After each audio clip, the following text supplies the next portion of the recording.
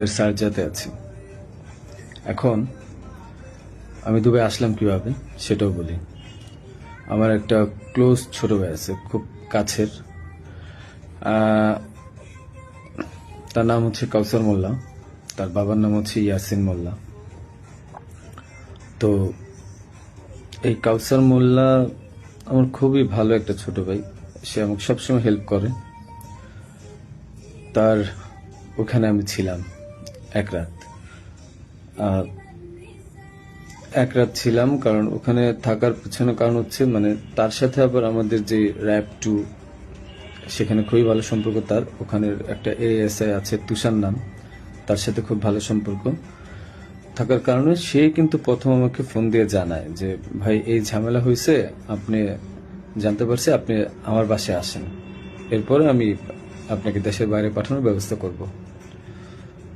তো আমি পরে বুঝতে পারিনি, পরে ফেসবুকে দেখলাম, দেখার পরে সে আমাকে লিঙ্ক দিল, দেখার পরে আমি তার ওখানে চলে যাই।